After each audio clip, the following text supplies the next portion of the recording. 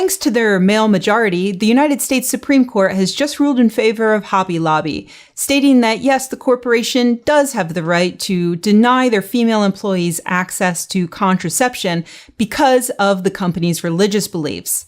It may come as a surprise to you that corporations can have religious beliefs, but that would only be if you weren't paying attention to when the Supreme Court previously ruled that corporations are people. So yes, Hobby Lobby is a person, and he, you know it's probably a he, is going straight to hypocrite heaven, judging by the fact that Hobby Lobby is denying their female employees access to contraception, while at the same time making a load of money by investing in companies that provide women with contraception. I've seen a number of friends on social media saying that it's not so bad. The decision could have been a lot worse. As written, it's very narrow. It only applies to these Christian companies who want to deny women access to contraception. It doesn't apply to other religious groups like, say, Jehovah's Witnesses preventing their employees from getting blood transfusions, or Christian Scientists preventing their employees from doing anything except for praying. So yeah, I mean, it's not so bad. It only affects women. It could have affected men as well. It's kind of like if you were in elementary school and there was a bully that was beating up only on you every single day, and you go to the teacher to complain, and the teacher says, it's not that bad. I mean, the bully could be beating up on the popular kids as well.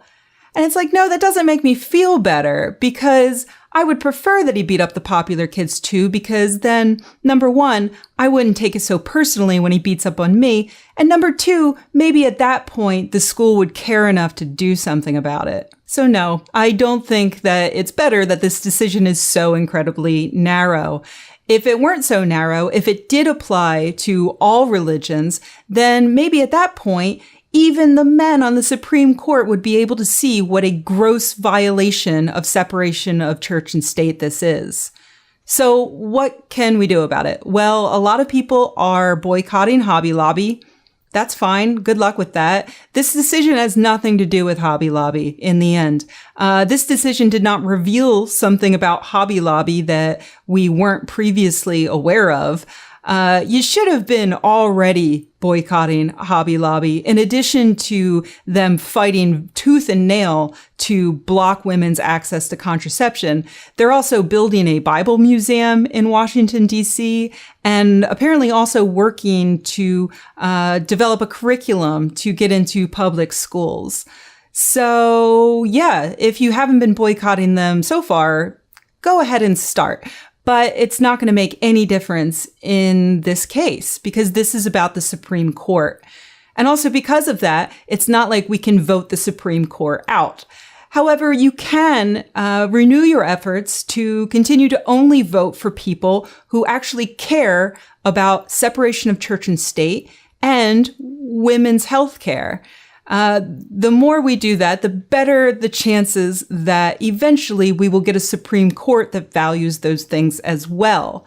In the meanwhile, all we can do is sit around and wait for the men on the Supreme Court to die of old age. Don't hold your breath. Ironically, they have very good health care, and so will probably be around for a very long time. It's not actually ironic. They're very wealthy old men.